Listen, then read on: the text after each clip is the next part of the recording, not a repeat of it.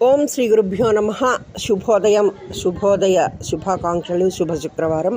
ఆ చల్లని తల్లి కృపా కటాక్షాలు అందరికీ నిండుగా దండిగా ఉండాలని కోరుకుంటూ, అమ్మ దయ ఉంటే అన్నీ ఉన్నట్లే. శ్రీమాత్రే నమః అంటూ ఇవాళ మంచి విషయంలోకి వద్దాం.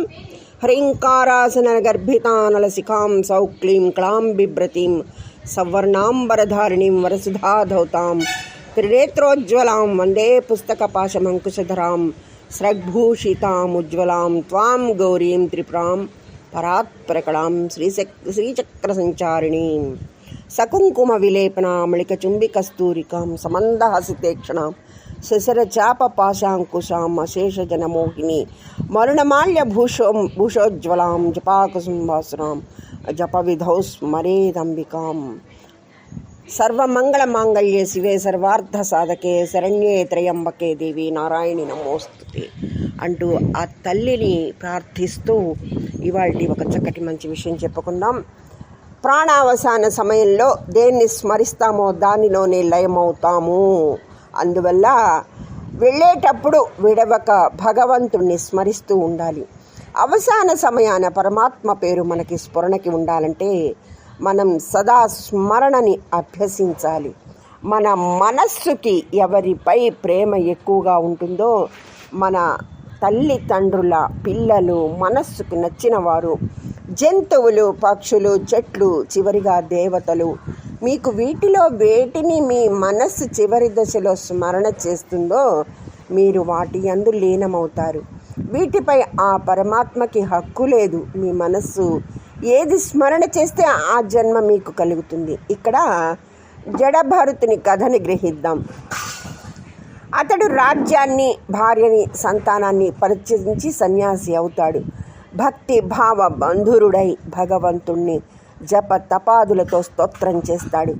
ఒకనాడు అడవిలో గర్భం ధరించిన జింకని చూస్తాడు. పిల్లని కని అక్కడే ప్రాణం విడుస్తుంది. దిక్కులేని ఆ జింక పిల్లని చూసి జడభరతుడు కరిగిపోతాడు.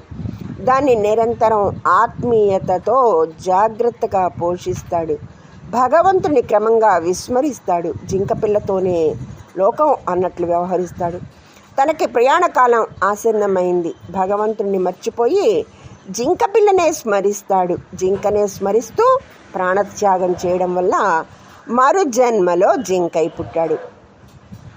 ఈ సందర్భంలో శ్రీకృష్ణుడు అర్జునునితో ఇలా అన్నాడు: అంతకాలే చ మామేవ స్మరన్ ముఖ్యా కళేబరం యః ప్రయాతి సముద్భావం యాతి నాస్తత్రియ సంశయః.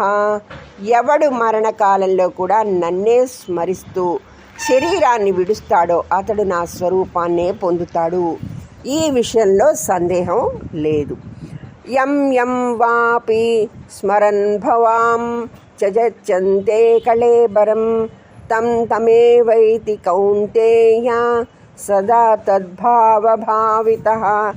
అర్జున, ఎవడు మరణకాలంలో ఏ ఏ భావాన్ని లేక ఏ రూపాన్ని చింతిస్తూ దేహాన్ని వదులుతాడో అతను తద్భావ స్మరణ చేయగలిగిన సంస్కారం వల్ల ఆ రూపాన్నే పొందుతాడు. కావున మనం ఏ పని చేస్తున్నా ఆ పరమాత్మ పేరు ఎల్లవేళలా స్మరిస్తూ ఉండాలి. అప్పుడు మన మనస్సు ఆ పరమాత్మ నామాన్ని పట్టుకుంటుంది.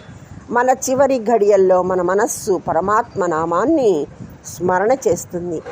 ఆ స్మరణే మన ప్రాప్తం. ధర్మో రక్షతి రక్షితః. సర్వే జన సుఖినో భవంతు. శుభోదయ శుభాకాంక్షలతో శ్రీమాత్రే నమః. అమ్మ దయ ఉంటే అన్నీ ఉన్నట్లే. మీ హిమబాల.